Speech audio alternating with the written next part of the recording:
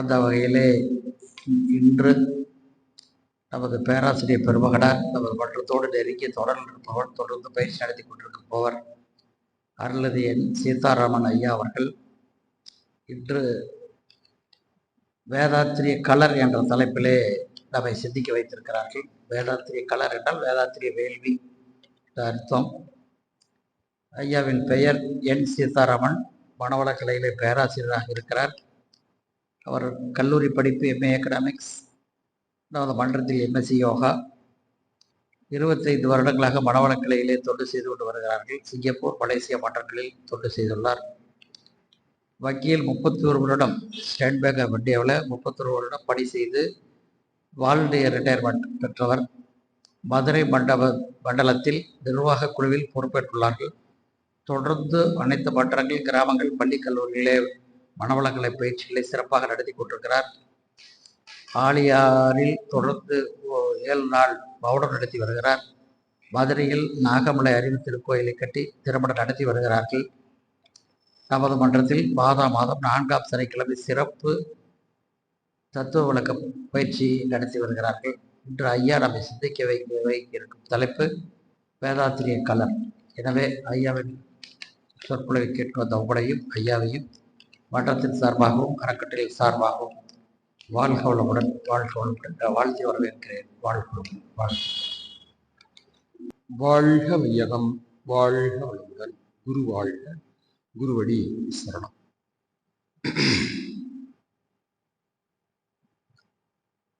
என்னை யான் அறிய வேண்ட, நீயே என் குருவாய் வந்தாய் இறைவா. சென்னியில் சிந்தை வைத்தே சீர்த்தமம் முறையாய் ஆற்றுகின்றேன். என்னுள் உண்மையை காட்டி அறிவாய் நின்று விளங்குகின்றாய்.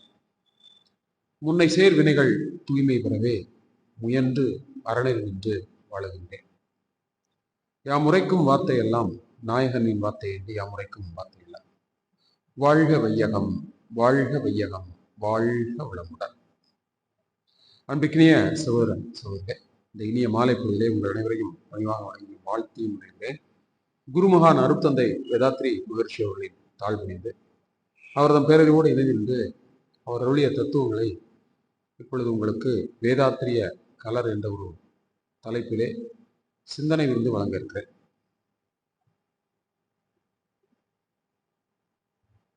ஒரு திருமந்திரம் குருவை பற்றி என்ன சொல்கிறது அப்படிங்கிறத பற்றி ஒரு சிந்தனை செய்யலாம். சிந்தனைக்கு போறதுக்கு முன்னால இந்த சிந்தனையை நமக்கு கொடுத்த குருமகானை பற்றி ஒரு சிறு சிந்தனையாக செய்து கொள்ளலாம். அறிவை அறிந்தோர் 1000ல் 1. அறிவை அறிந்தோர் 1000ல் 1. குருவை அறிந்தோர் 1,00,000ல் 1. குருவை அறிந்தோர் 1,00,000ல் 1. இந்த 2 வரிகள் திருமூலர் சொல்றாரு அப்படின்னு சொன்னா, அறிவை அறிந்தோர்களே 1000ல் 1 ஆள் தான். ஆனா யாருக்காவது அறிவு இருக்கா அப்படின்னு கேட்டா கோபம் மட்டும் வருது. ஆனா அறிவை அறிந்தோர்கள் யாராவது இருக்கிறாங்களா அப்படின்னு கேட்டீங்கன்னா, எனக்கு அறிவு இருக்கு அப்படின்னு சொல்லுவாங்க. சிகரெட் குடிச்சுக்கிட்டே அறிவு இருக்குன்னு சொல்லிடலாமா? சிகரெட் டப்பால என்ன போட்டிருக்குது? அது காசஸ் கேன்சர். இந்த கையில சிகரெட் வச்சுட்டு அப்படியே புகைச்சிக்கிட்டு எனக்கு அறிவு இருக்கு.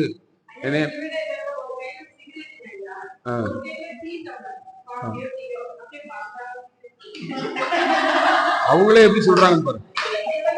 அவங்க சொல்றப்பே பந்தாவான்னு வேற வார்த்தை. இதெல்லாம் பந்தான்னு நினைச்சு நானும் குடிச்சிருக்கேன்ல.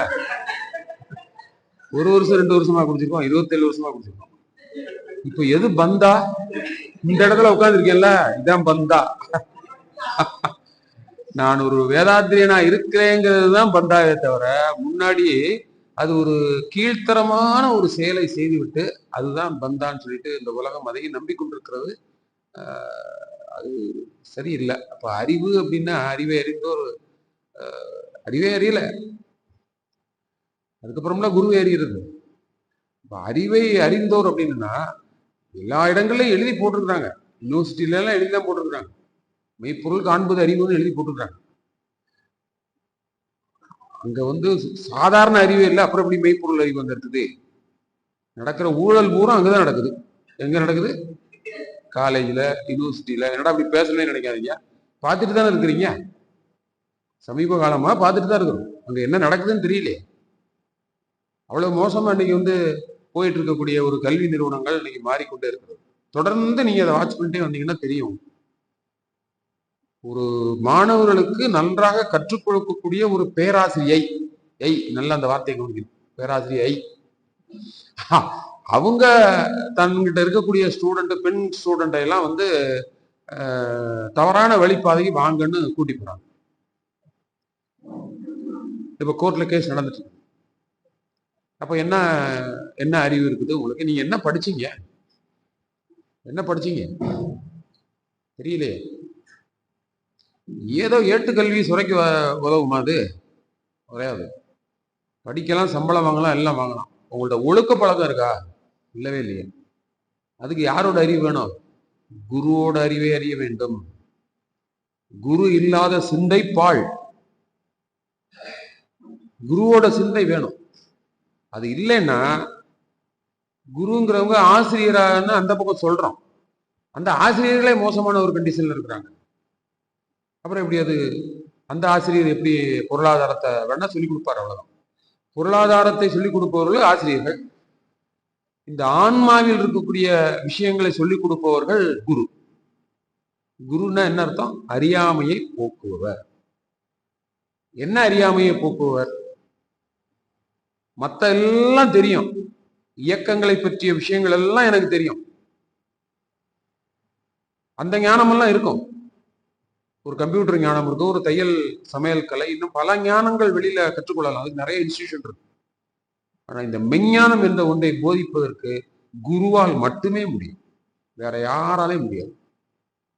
மெய்ப்பொருள் என்ற ஒன்றை, அதுலயும் நான் இன்னும் ரொம்ப சிறப்பாக சொல்லணும் அப்படின்னு சொன்னோம்னா, வேதாத்திரிய மகிழ்ச்சியை விட்டு அந்த உலகத்துக்கு வேற நாதியே இல்லைன்னு நான் சொல்றேன்.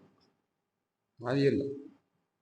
ஏன்னா அந்த அளவுக்கு அருட்தந்தையவர்கள் பிரம்ம ஞானத்தை வெட்ட வெளிச்சமாக்கிந்தா அப்படின்னு சொல்லி தங்க தாம்பாளத்துல வச்சு நம்ம கொடுத்து போயிட்டார். வேற எந்த மகானும் இப்படி கொடுக்கல. நீ எங்க வேணாலும் உலகம் முறை சுத்திடுவாங்க. புஸ்தகம்லாம் படிச்சதுனால சொல்றேன், வேதங்களை எல்லாம் படிச்சதுனால தான் சொல்றேன். குட்டி குட்டியா புக்குகள் வாங்கி வச்சு படிக்கிறேன். உபனிஷத்து முத கொண்டு என்ன இருக்குன்னு உள்ள போய் படிச்சாச்சு. யாருக்கும் புரிய முடியா இருக்காது.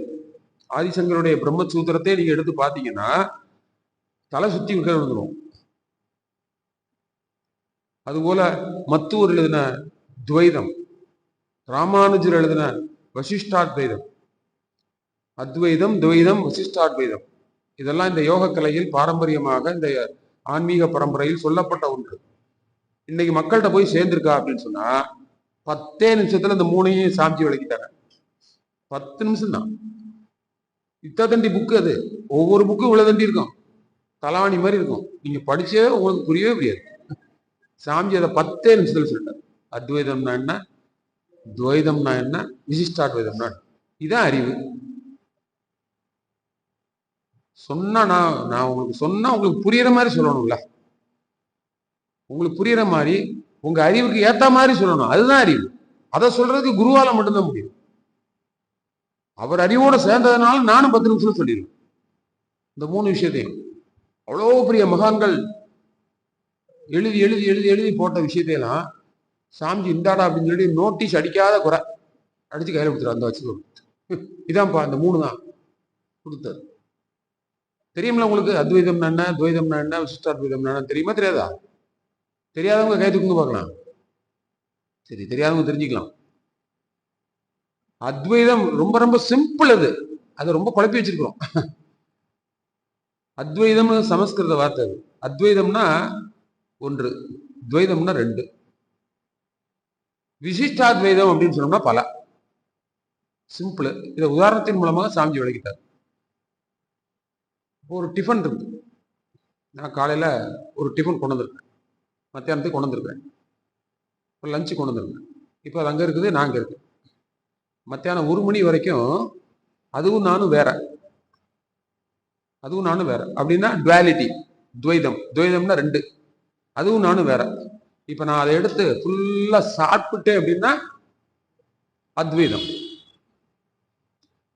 இப்ப அத்வைதத்தை எவ்வளவு நேரத்துல உங்களுக்கு விளக்கி இருக்கிறேன்.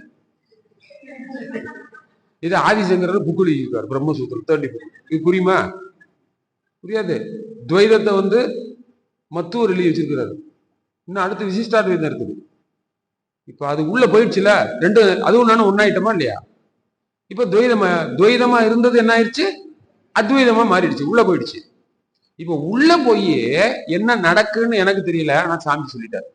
நீங்க சாப்பிட்டது ஒரு 72 மணி நேரத்துல நீங்க சாப்பிட்ட சாப்பாடு விந்துநாத திரவமா மாறிடும் சொல்லிட்டாரு. இப்ப உள்ள போய் அது என்னவெல்லாம் மாறி இருக்குது? ரசமாக, ரத்தமாக, சதையாக, கொழுப்பாக, எலும்பாக, மஜ்ஜையாக, விந்துநாத திரவமாக மாறிடுச்சு. மாறி எல்லா சதைகளுக்கும் செல்களுக்கும் வேண்டியதெல்லாம் எடுத்து கொண்டு போய் கொடுத்து ஒரு 3 கிலோ இருந்த நானு இப்ப 80 கிலோ இருக்கிறேன். 80 கிலோ இருக்கிறேன். இவ்வளவு நாளும் எனக்கு 67 வயசு ஆச்சு. பிறந்ததுல இருந்து இன்னைக்கு வரைக்கும் உள்ளுக்குள்ள ஒரு மாற்றம் நிகழ்ந்து கொண்டே இருக்க, ஒரு ஈவென்ட் உள்ள நிகழ்ச்சி நடந்து கொண்டே இருக்குல்ல. இந்த நிகழ்ச்சிக்கு பேர் என்னன்னா விசிஷ்டாத்வைதம். இப்ப இதையும் எவ்வளவு நேரம் விளக்கிட்டேன்? ஒன்லி 2 மினிட்ஸ், அவ்வளவுதானா? அப்ப அத்வைதம், துவைதம், விசிஷ்டாத்வைதம். இது ஒரு உதாரணத்துக்கு சொல்லியிருக்காரு. இதை நீங்க பிரபஞ்சத்திலிருந்து சுத்தவெளியிலிருந்து அருத்தந்தை சொல்லும் பொழுது, சுத்தவெளி அப்படின்னு சொன்னீங்கன்னா அது அத்வைதம். அதுல எல்லாம் அடக்கமாக இருக்கிறது. அது வெளிப்பட்ட பொழுது பரமாணு துவைதம். இது வேற அது வேறன்னு மனம் சொல்லுது. அப்ப பரமாணு வெளிப்பட்ட பொழுது கோடிக்கணக்கான பரமாணுக்கள் வேறு, சுத்தவெளி வேறுங்கிறது துவைதம் ஆயிடுச்சு. இப்ப விசிஷ்டாத்வைதம்னா என்ன? இந்த சூழ்ந்தெழுத்து மாற்றலினால், அதே அந்த பரமாணுக்கள் சூழ்ந்தெழுத்து மாற்றலினால் பஞ்சபூதங்களாக, விண்ணாக, காற்றாக, நெருப்பாக, நீராக, நிலமாக, இந்த பஞ்சபூதங்களை எல்லாம் சூழ்ந்தெழுத்தும் பொழுது நீங்க பார்க்கின்ற இந்த பிரபஞ்சத்திற்குடைய தோற்ற பொருள்களாக, அதே பஞ்சபூதம் என்பது ஜீவ இனங்களிலே ஓரறிவாக 2, 3, 4, 5, 6 அறிவாக மனிதனாக வந்திருக்கோம் பாத்தீங்களா? இதெல்லாம் விசிஷ்டாத்வைதம். புரியுதா புரியல? புரியலன்னா சொல்லுங்க, 10 நிமிஷம் தான், திரும்ப வளர்க்க ரெடியா தான் இருக்கேன். புரியுதாங்கய்யா? கையை தூக்கணுங்களா? இப்ப புரிஞ்சு வச்சா இனிமேல இந்த பெருசா அந்த வார்த்தையெல்லாம் ஜாலம்லாம் காட்ட முடியாது உங்கள்கிட்ட. இவ்வளவுதானா? அத்வைதம், துவைதம், விசிஷ்டாத்வைதம் நான் கேட்காததா? 10 நிமிஷத்துல கேட்டமே. இது அன்புலில எழுதியிருக்காரு சாமி. அதான் டெய்லி வாழ்க்கை மலர்களையும் போட்டு விட்டாங்க. வாழ்க்கை மலர்களை படிச்சீங்கன்னா 5 நிமிஷம் தான் படிச்சிடலாம். இப்ப புரிஞ்சிருச்சுல்ல? புரியாம அப்புறம் அத்வைதம், துவைதம் அப்படின்னு அவங்க ஏதாவது அப்படி கூவி கூவி சொல்லுவாங்க. அதெல்லாம் நமக்கு புரியவே புரியாது. அப்பா சாமி, அப்புறம் அப்ப அது அப்படித்தானே இருக்குது. அப்ப அதை எப்படி சிம்பிளிஃபை பண்ணி கொடுக்க தெரியுங்களா? ஏன்னா ட்ரூத் இஸ் வெரி சிம்பிள். இறைவன் மிக மிக மிக மிக எளிமையான. ஏன்னா அவன் எல்லா இடத்துலயும் இருக்கிறான். அவன் எங்கேயாவது ஒரு இடத்துல மட்டும் நீங்க பர்டிகுலரா இருந்தா தான் என்ன சொல்லணும்? ரொம்ப பெரிய ஆளு அப்படின்னு சொல்லிக்கலாம். அப்படிதானே? அவன் எல்லா இடத்துலயும் இருக்கானே. இன்னும் ரொம்ப கேட்ட தூண்லயே இருக்கான், துரும்புலயே இருக்கான்னு சொல்லிக்கிட்டு இருக்கோம்ல. அப்ப அவன் ரொம்ப ரொம்ப சிம்பிள். அதனாலதான் என்ன சொல்றாங்கன்னா, எளிமையா இருங்க, அங்க இறைவன் இருப்பான். ரொம்ப எளிமையா இருந்தீங்கன்னா அங்க யார் இருப்பா? இறைவன் இருப்பான். அதனாலதான் எல்லாத்தையும் விட்டுட்டு வராங்க ஞானி எல்லாம். எளிமையினுடைய அடையாளமா இருக்கணும்னு நினைச்சுதான் அப்படி வராங்க எல்லாரும். அப்படி வந்தாதான் அது என்ன செய்யும்? உங்க கூட ஒட்டும். உங்க கூட ஒட்டணும்னா நீங்க எப்படி இருக்கணும்? சிம்பிளா இருக்கணும். நீ வாட்டுக்கு ஒரு 100 நகையை போட்டுக்கிட்டு ஒரு 50,000 ரூபாய் பட்டுப்புடையை கட்டிட்டு அப்படியே கோயிலுக்கு போனீங்கன்னு வச்சுக்கோங்க. இப்படி போய் நின்னீங்கன்னா மீனாட்சி, நானே எப்படிதான் நிக்கிறேன், நீ இப்படி நிக்கிறியா? சோழிய பாரு, வெளியே போன்றுவான். அது மீனாட்சியா இருந்தாலும் சரி, காளியம்மாளா இருந்தாலும் சரி தான். கோ அவே. எளிமையா வரீங்களா? அப்பதான் அங்க தரிசனமே, ஆத்ம தரிசனமே நீங்க எளிமையா இருந்தாதான் கிடைக்கும். ஏன்னா அது எளிமையானது. எளிமையா இருக்க பொருளை நமக்கு பிடிக்காதுல்ல. நம்ம எப்பயுமே அதை விரும்புறது இல்லையா?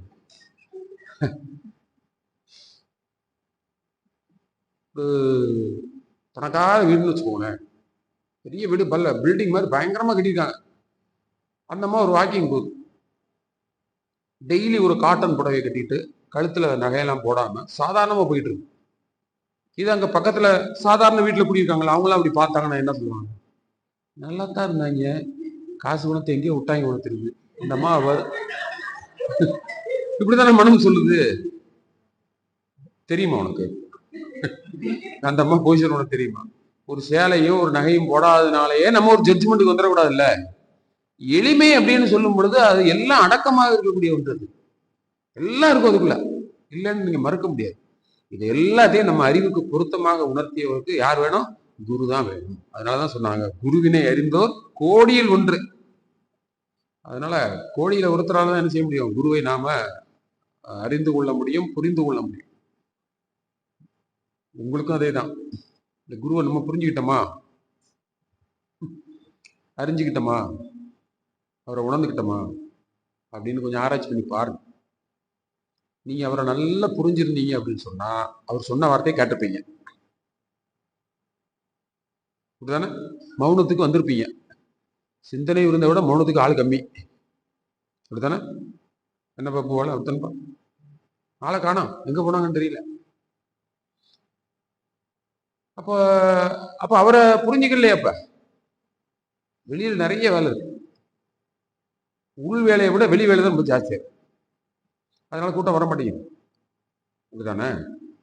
அப்ப கொஞ்சம் குருவை என்ன செய்யணும்? கொஞ்சம் ஆராய்ச்சி பண்ணி பார்க்கணும். ஆராய்ச்சி பண்ணி பார்க்கணும், வேற ஒண்ணும் இல்லை, அவர் சொன்னதை கேட்கணும், அவ்வளவுதான். தெளிவு குருவின் திருவார்த்தை கேட்டல். கேட்டல்னா இப்ப உட்கார்ந்து கேட்கறீங்களா? அது சொல்லலாம், இது ஈஸியா கேட்டல். இப்ப உட்கார்ந்து கேட்கறது ஈஸியா கேட்டு போயிருவீங்க. வீட்டுல போய் அவர் சொன்னபடி நீங்க கேட்கணும். அதுக்கு பேர் தான் கேட்டல்னு பேரு. தப்பு தப்பா புரிஞ்சுக்கணும். திருவார்த்தை கேட்கணும், வீட்டுல போய் என்ன செய்யணும்? இப்ப காது கொடுத்து கேட்கணும், கேட்டது என்ன செய்யணும்? வீட்டுல போய் சொன்னபடி கேட்கணும். அப்படி இருந்தாதான் அவர் வார்த்தையை கேட்கிற மாதிரி அர்த்தம். திருமூலர் அதான் சொல்றாரு, தெளிவு குருவின் திருவார்த்தை கேட்டல். அப்ப கொஞ்சம் குருவை ஆராய்ச்சி பண்ணி பாருங்க. குருவை புரிந்து கொண்டால் மட்டும்தான் நீங்க இறைவனையே புரிந்து கொள்ள முடியும். குருவை புரிந்து கொள்ளலைன்னா இறைவனை புரிந்து கொள்ள முடியாது. அவர் என்ன சொல்ல வர்றாருன்னே தெரியாது. இறை தத்துவம் நடத்திட்டு இருக்கோம், சிறப்பு தத்துவ வழக்கத்திலே நடத்திட்டு இருக்கோம். காலையில இருந்து விடிய விடிய விடிய விடிய விடிய இறைவனை பற்றி சாமி சொன்னது, அவர் வட்டாயிருப்பு, வேறாற்றல், வேறறிவு, காலம், ஆற்றல், அறிவு, பரிணாமம், இயல்பூக்கம், கூறுதல், அர்க்கம், சிஷ்டார் வேதம், அந்த வேதம், இந்த வேதம், எல்லா வேதமும் சொல்லி முடிச்ச பிறகு 5 மணிக்கு மெதுவா ஒரு 4-5 பேர் முடிப்பாரு. கோயிலுக்கு போகணுமா வேண்டாம்? காலையில வந்து குசு குசுன்னு கோயிலுக்கு வேணுமா வேண்டாம்? நறுக்குன்னு மண்டையோட சேர்த்து ஒரு குட்டு குட்டுன்னு தோணும் எனக்கு. விடிய விடிய கதை ஜீவகிராமம் சித்தப்பண்ண கதையால இருக்கு. இறைவனை பற்றி நான் விழுந்து விழுந்து பேசிக்கிட்டு இருக்கேன், கோயிலுக்கு போகணுமா வேண்டாமா? கோயிலுக்கு ஏன் போகணும்னு சாமி சொல்லிட்டாரு. கோயிலுக்கு ஏன் போகணும்? இங்க வர்றதுக்கு முன்னாடி நீங்க கோயிலுக்கு போறது ஏன் போகணும், இங்க வந்த பிறகு கோயிலுக்கு போனா ஏன் போகணும் சொல்லிட்டாரு. அது ஒரு எனர்ஜி பேங்க், ஆற்றல் களம். முதல்ல இது தெரியாது, எனர்ஜி கம்மியா இருக்கு, போய் வாங்கிட்டு வா, எனர்ஜியை வாங்கிட்டு வா. எனர்ஜியை வாங்கிட்டு வராம அங்க போய் எனக்கு இதை கொடு அதை கொடுன்னு கேட்டுட்டு இருக்கிறதுக்காக கோயிலுக்கு போக வேண்டாம். எனர்ஜியை வாங்கிட்டு வர்றதுக்காக கோயிலுக்கு போங்க. பக்தியில ஞானத்துக்கு வந்த பிறகு நீங்களே எனர்ஜி பேங்காக இங்கே மாறுகிறீர்கள். ஏன்? இங்க ஓபன் பண்ணி விட்டதுல யூனிவர்சல் மேக்னட்டிசத்தை பயோ மேக்னட்டிசத்தோட எழுத்திக்கலாம், சேர்த்துக்கலாம். சேர்த்தா நீங்களே எனர்ஜி பேங்கா மாறிடுவீங்க. இப்ப கோயிலுக்கு போங்க. கோயிலுக்கு போய் என்ன செய்யணும்? எனர்ஜியை கொடுத்துட்டு வாங்கட்ட. எனர்ஜிய எனக்கு கொடுத்து பழக்கம் இருந்தா தானே. இங்க கொடுத்து பழகுங்க, டீச்சை கொடுத்து கொடுத்து கொடுத்து கொடுத்து பழகுங்க.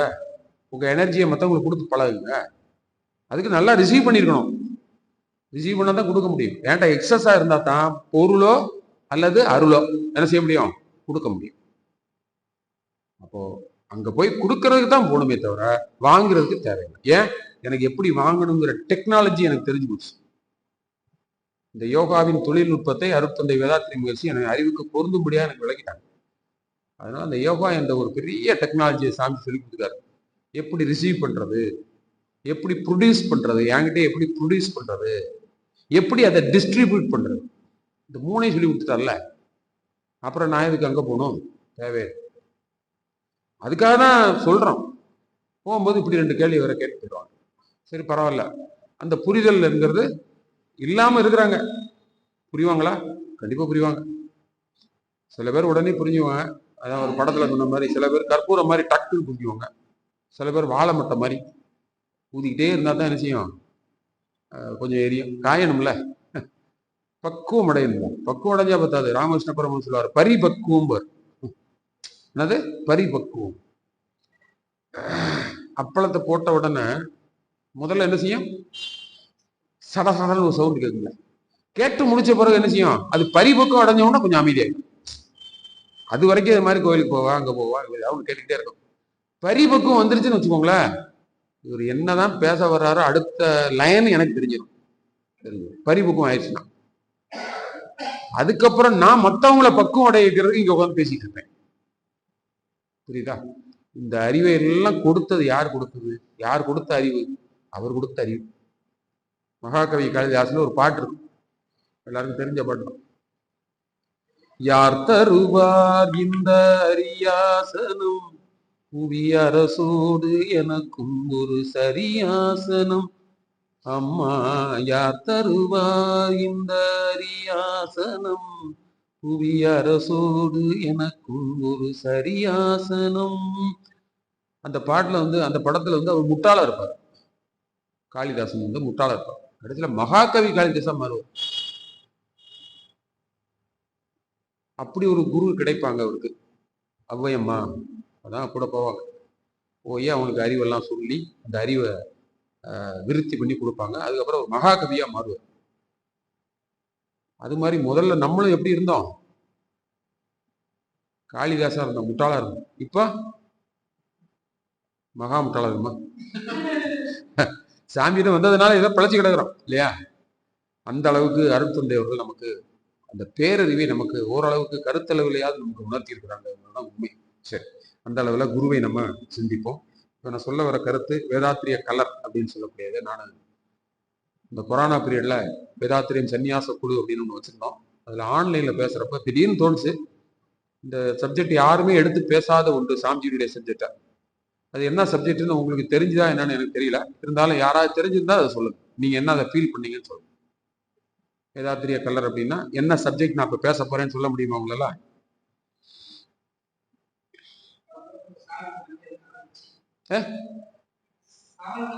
அவர் போட்டிருக்காரு, அந்த கலரை வச்சு சொல்றீங்களா? சரி, வேற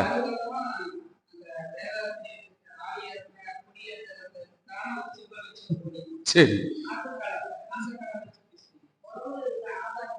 ஆதாரங்கள். சரி, வேற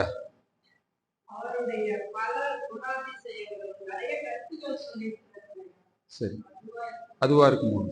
வேற கொஞ்சம் மேட்ச் பண்ணி பார்க்க முடியல. சரி, நானே சொல்லிடுறேன். வேதாத்திரிய கலர் அப்படின்னு சொல்லும்போது, கலர்னா என்னது? நிறம். நிறத்துக்கு ஒரு சான்ஸ்கிரிட்ல ஒரு வார்த்தை இருக்கு, என்ன வார்த்தை?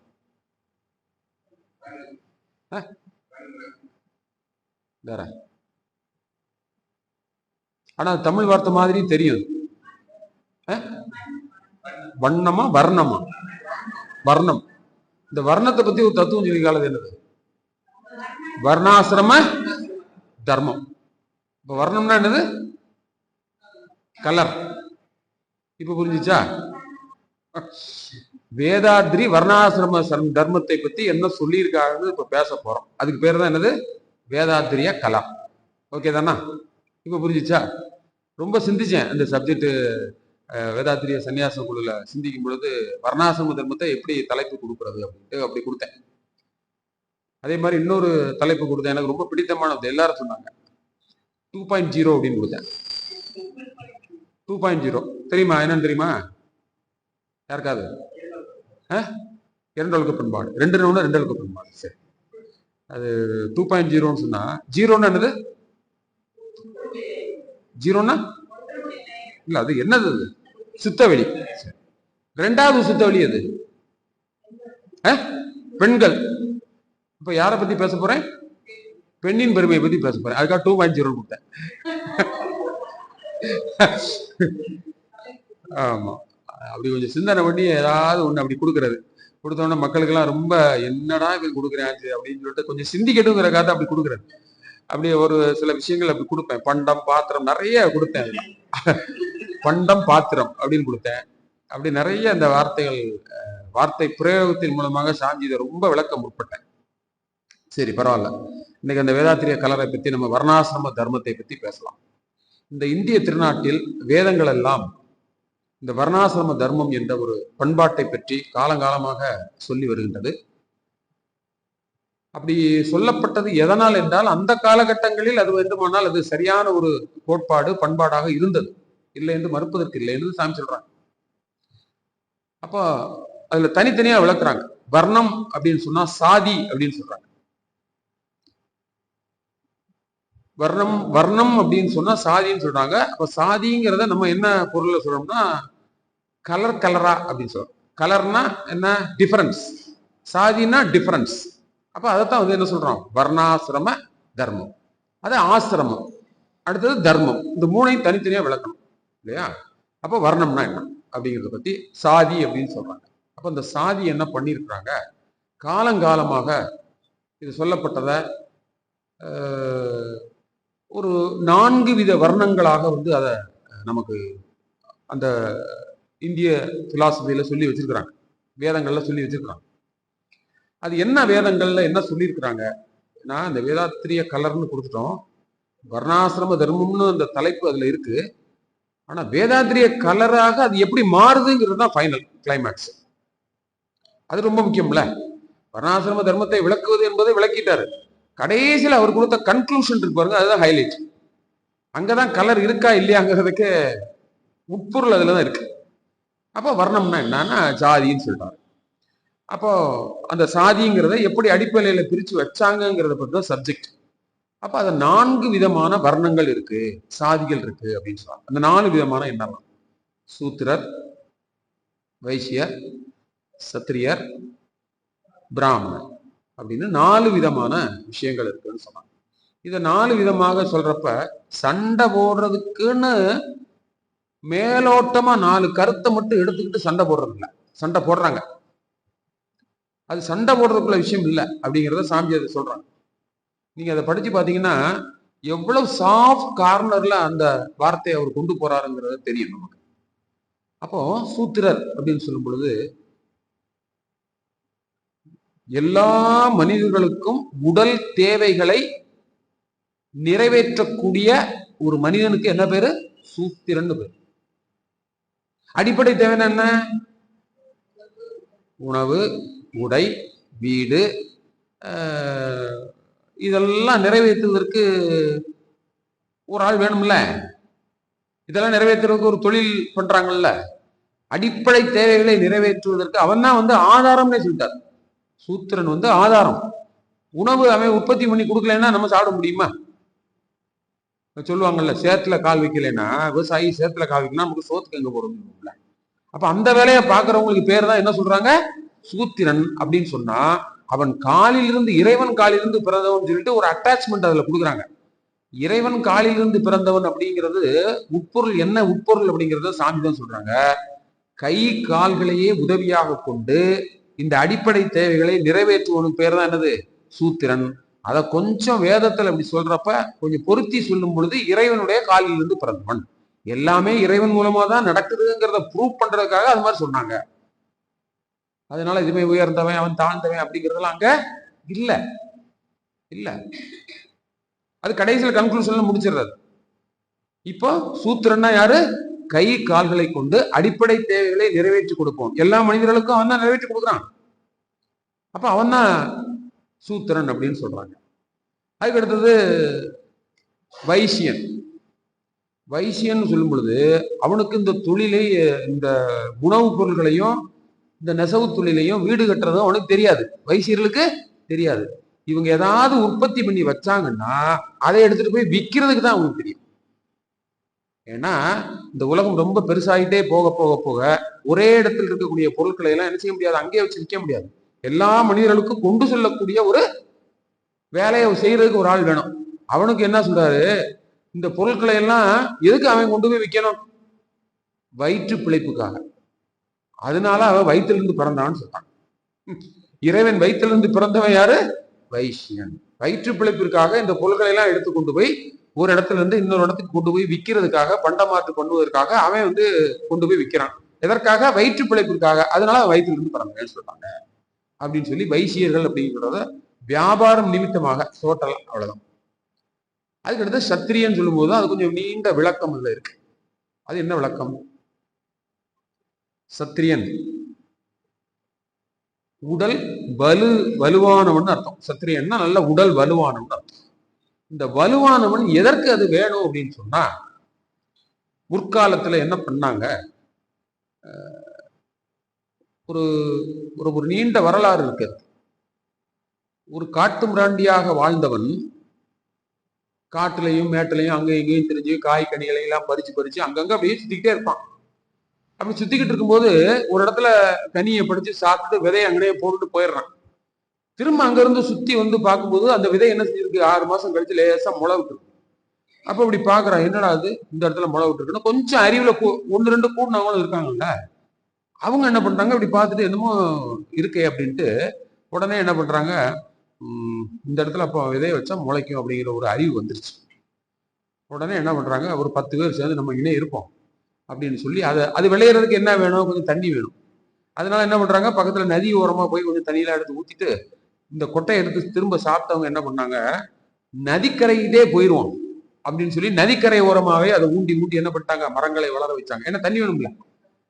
அப்போ பண்பாடு என்பது எங்கே முதலில் பிறந்தது என்று சொன்னால், உணவுக்காக மனிதன் நதிப்படுகைகளில் வாழ்ந்தான். அதுதான் சிந்து சமவெளி நாகரிகம். நாகரிகம் தோன்றிய இடமே நதிக்கரைகள் தான். ஏன்? Physical needs. பேசிக்கல் நீட்ஸ் என்ன வேணும், நிறைவேறணும்னா என்ன வேணும், இந்த மாதிரி விதையை விதைத்து விவசாயம் பார்த்து அதிலிருந்து வரக்கூடிய விதைகளை என்ன செய்யணும், சாப்பிடணும். அதுக்காக என்ன பண்ணாங்க, கொஞ்சம் கூடி வாழ ஆரம்பிச்சாங்க. நாடோடிகள்னு அடுத்து காட்டு மிராண்டி அடுத்து நாடோடியா மாறணும். மாறிட்டு என்ன பண்ணா, நிறைய விளையும்ல. ஒரு கொட்டையை வச்சீங்கன்னா மாம்பழம் மட்டும் எத்தனை மாம்பழம் விளையுது, ஆயிரக்கணக்கான விளையுது. ஒரு 100 பேர் இருக்காங்கன்னா எல்லாரும் சாப்பிட்டது போக பழங்கள் மீதி இருக்கும்ல, அதை இலையில முடிச்சு கட்டி வச்சாங்க. அடுத்து இன்னொரு காட்டு மிராண்டி கோஷ்டி வருது.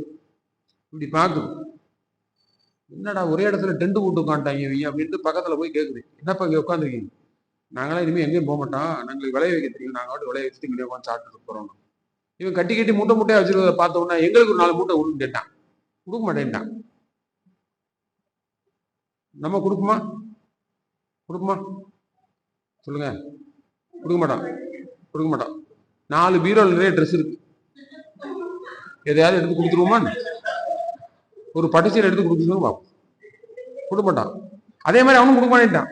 அந்த புத்தி தான் இன்னைக்கு வரைக்கும் இருக்குது பாருங்க. அவன் கொடுக்கல, என்னங்க அங்க கொடுத்தா இங்க கொடுத்துட்டு.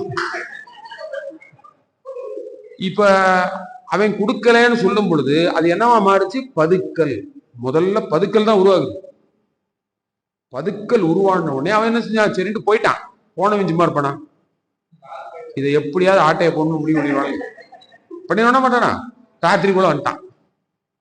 10 கோயிலுக்கு அங்கேயிருந்து வந்து தூக்கிட்டு இருக்க நேரத்துல மூட்டையெல்லாம் தூக்கிட்டு போயிட்டான். தூக்கிட்டு போகும்போது என்ன பண்ணிட்டான்னா, அது தாலி வரலாறுல சாமின்னு சொல்லுவாரு. அப்போ அழகான பெண்கள் அங்க இருப்பாங்கல்ல, பெண்களையும் ஓட்டிட்டு போயிட்டான். அது ஒரு பக்கம் இருக்கட்டும். இப்போ என்ன கொண்டு போறாங்க, பொருட்களை களவாண்டு போயிட்டான். இது நிறைய இந்த மாதிரி களவு அங்கங்க நடக்கும் பொழுது என்ன ஆயிடுச்சு, இந்த நாடு கூட்டம்னா சேர்ந்து என்ன பண்ணுது, கொஞ்சம் உடல் வலிவானவனை என்ன செய்யலாம், எல்லையில காவலுக்கு வச்சுக்கலாம் அப்படின்னு சொல்லிட்டு அவன் தலையில ஒரு முண்டாசு, ஏன்னா தூரத்துல இருந்து பார்த்தா அடையாளம் தெரியும்ல, அதுக்காக போட்டுட்டு கையில ஒரு கட்டையை கொடுத்து அதுல சிவப்பு கலர் எங்க இருந்தாலும் பார்த்துட்டு சிவப்பு கலரையும் கட்டி போய் நில்றா அப்படின்ட்டான். ஊர் எல்லையில இருந்து எவன் வந்தாலும் சொல்லு, இல்லைன்னா அடிச்சு விரட்டுட்டான். போய் நின்ட்டான். இது நடந்துட்டே இருக்குது. இது கால வெள்ளோட்டத்துல கொஞ்சம் கொஞ்சமா மாறி என்ன ஆயிடுச்சு, அவனுக்கு வரி ஒரு ஆளுக்கு அவனுக்கு காய்கறி எல்லாம் இவங்க சாப்பிட்றத அவனுக்கு கொடுத்தாங்க.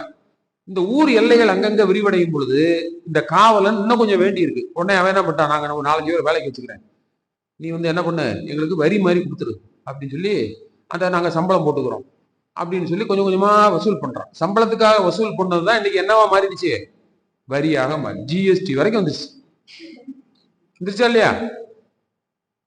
இப்ப இந்த வரியில நம்ம யாருக்கு சம்பளம் கொடுக்குறோம்,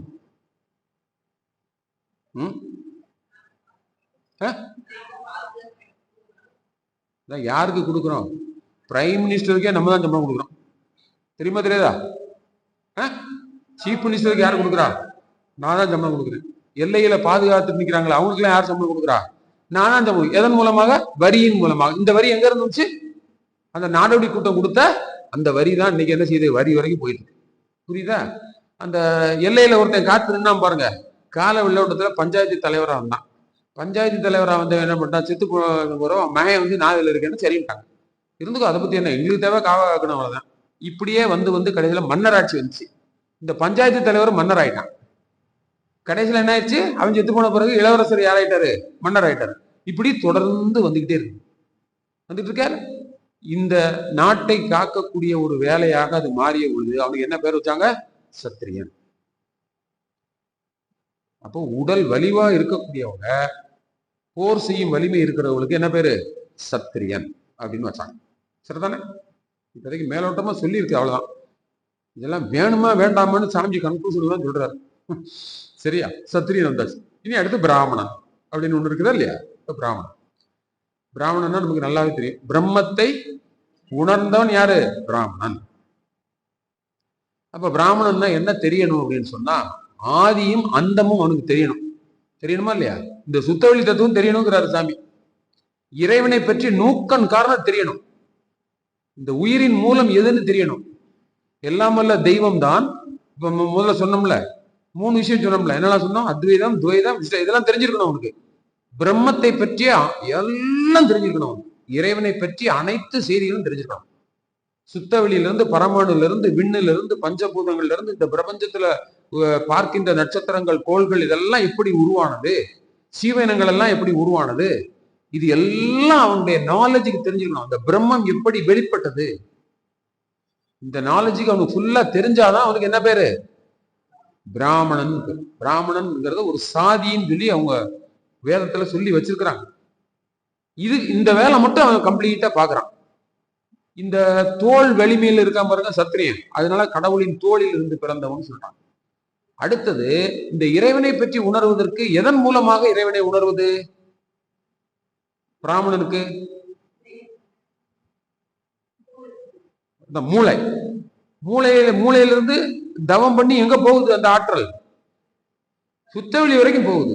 அதனால இறைவனின் மூளையில் இருந்து பிறந்தவன் யாரு, பிராமணன் சொல்றான். புரியுதா? இப்போ எல்லாமே இறைவனுடைய பார்ட்டில் இருந்து தான் பிறந்திருக்கோம். இதுல எந்த பார்ட்டு பெருசு, எந்த பார்ட்டு சிறுசு, ஏதாவது அப்படி சொல்ல முடியுமா? இறைவனுடைய ஏதாவது ஒரு பார்ட்ல இது பெருசு அது பெருசு சொல்ல முடியுமா? இறைவனுக்கு காலே இல்லைன்னா என்ன ஆகும், சூத்திரனே இல்லை, என்ன செய்ய முடியும்? சோத்துக்கு லாட்டரி தான் அடிக்கணும். நீ பிராமணனா இருந்து என்ன செய்ய? ஈசனே தானாக உணர்ந்த பொழுதும் எழும்பசியை உணவாலே போக்க இயலும்னாரு சாமி. அப்ப எழும்பசியை உணவாலே போக்க இயலும்னா அதுக்கு யாரு வேணும், சூத்திரம் தானே வேணும். உயிர் பிழைக்கணும்னாவே சூத்திரம் தான் வேணும். இதுல யாரு பெருசுன்னு என்ன சண்டை?